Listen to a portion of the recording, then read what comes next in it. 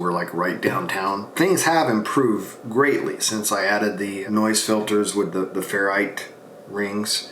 And in the past, I already had a magnetic loop that I had purchased. It's on a rotator, and that's helped a lot. I bought a little tiny Russian receive-only antenna for using as a noise antenna, so I could use my magnetic loop separate from my noise canceller and use that for diversity mode on the FlexRadio. So it's improved a great deal. But I always think there's room for improvement. So one thing I noticed with the magnetic loop is there's some noises I can't null out at all, no matter where I turn it. So that means it's like I'm sitting right on top of the noise. It's about 20 feet from my neighbor's house, 15 feet from mine, because our house is right next to his. I was hesitant to put the thing up higher because as you raise that antenna, the more of a circular pattern it does, compared to when it's lower to the ground, it'll do more of a figure 8 pattern, at least from everything I've looked at. So the issue, if I go further from the house, it goes down in a hill.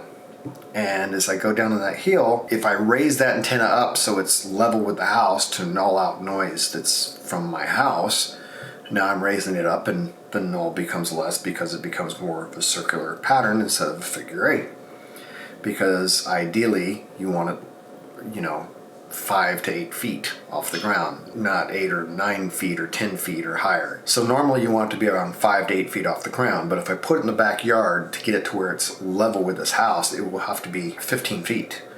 And so technically now I'm losing some of that figure 8 pattern, so it's like a catch-22. If my yard was level and I moved it out further in my backyard, then I might actually gain something. So when I initially set this up, my initial test, I didn't go out real far, but I found that my best position was just right here by the garage. But today I'm gonna go ahead and have Britton take the antenna out and hold it with her hand as far as my coax will reach and see if it has any impact at all to reduce that noise.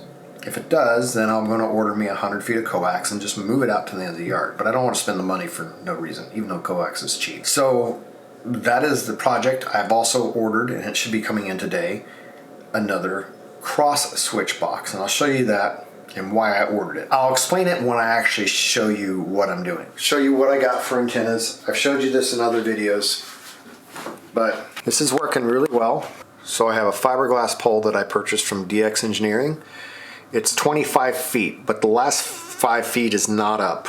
I've got that only up about 2 inches for the last 5 feet, and I tied the rope around it so it's a support. And it also makes that top piece of fiberglass now is twice as thick because it's got the smaller fiberglass pole is actually inside of it. So it makes that very, very top one, it could be really flimsy by the time you're that high without any guy wires. It makes it a little stronger. So when this fence got rebuilt, because of the derecho, I had to bring the gate out 5 feet. It used to be right here at the end. So now the fence is right here and stops right there, and the gate's there. So that allowed me to put the fiberglass pole here instead of here. So now I have a guy wire coming from the top of the pole to this fence. And then the antenna wire itself kind of works as a guy coming up to the house. And then I have the excess antenna wire is actually coming down this side. So in a way, it's almost a 3-guy wired pole without actually having anything but 1 guy wire. So that actually works really well. The pole is tight. The antenna, I just have the antenna, it's coming from a pole that's on my roof connected to my chimney, and it just comes on down. Then I have the T for the ladder line that's holding it right there, and then of course the wire goes on out. And that's proving to be plenty sturdy. I can drop the whole thing just by the wire comes down like this, and then there's a insulator right about here, and then I tie it off right about here. And so I can just, if I need to drop this antenna, I just unwrap it right here and the whole thing just comes down. Very easy to work on.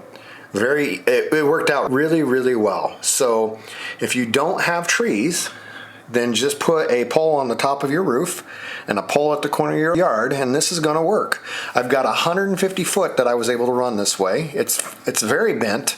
The same angle that you see here, where it's coming down basically a 90 degree almost from here, that's coming up to the house.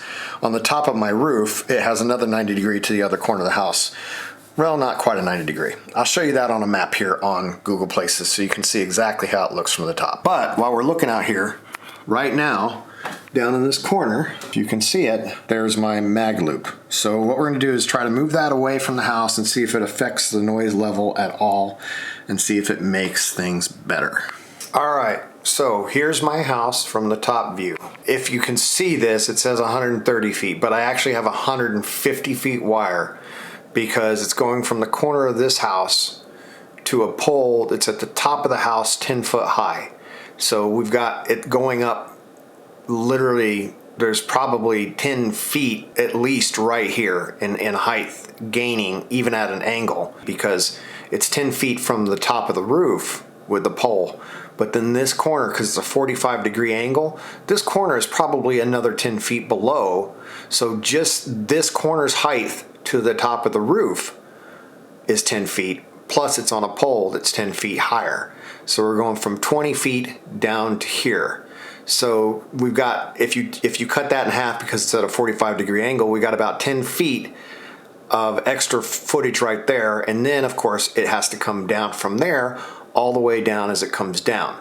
So there's 20 feet of this wire that's actually just in covering the angle increase from this corner of the house to that corner of the house, back down to that corner of the house. So even though it says about 130 feet here, that's just to show you how the antenna is shaped right there. But I have 150 feet of wire that is actually being used. So that's how the antenna looks. Right here is where you see that fiberglass pole. And right here roughly is where, somewhere right about here is where the T is for the ladder line that goes into the house. I am able to work all the way down to 160 meters, no issue. I even got 6 meters, no issue. Making contacts on phone. I'm not even talking digital, I'm talking phone contacts on 160 meters, all the way down to Missouri and places like that, Arkansas, Missouri, and those areas, without an issue on 160 meters. So it works really, really well. And then, of course, this is where the current magnetic loop is sitting, is roughly right around here in this area. And so I want to take it and potentially move it all the way down here away from the house, which would make it pretty far away from everything. So if it will actually reduce noise, that'll be great. But there is, from ground level here to ground level here is probably about at least a 10-foot drop. I'm concerned about what I'd have to raise the antenna up because of being so far in the ground. So I'm not sure how that's going to work. So let's get to it. All right, Britton's out there. We've got just under an S5 noise level with the dial right here. Okay, Brittany, go ahead and walk away from the house with the antenna now. Okay. Keep along the fence line. You can keep it low until you get to the end. So I tuned the antenna to where it had the lowest noise it had, which was minus S5.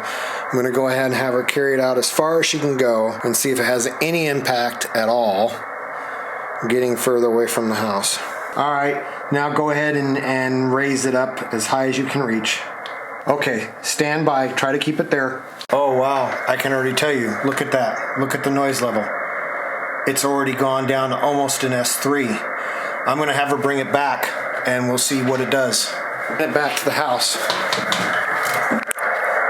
And it's already back up to an S5. So that answers the question.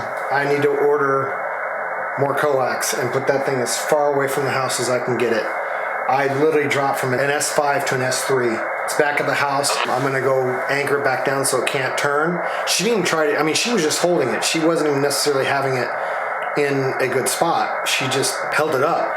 So I might have had her rotate it and got better than an S3, but the fact that it already dropped down to an S3 that quickly means I need to get it further from the house. So I'll be right back. Let me go tighten that down and we'll look at the numbers a little more. All right, yes, it's for sure. I've got this in the best possible space I can get it. And same frequency, everything, and it's just below S5, and it was pretty well at an S3 when she moved it. So it seems a little better right now than it was before. I think it was closer to an S5 before, but in any case, it's dropped at least 3 dB. So I've got 9 sections of fence at 8 feet a section is 72 feet. And then I'm going to have to go up. So it's going to run along the ground, and then it's going to go up a pole. And I'm probably going to end up putting it on a 10-foot pole by the time it gets to that end of the yard. We'll just say 10 feet, so that's 82 feet. And then it has to come back this angle and back up, which is at least a bit more. Probably need 120 feet to play it safe. I got to get that ordered. I think that's going to help.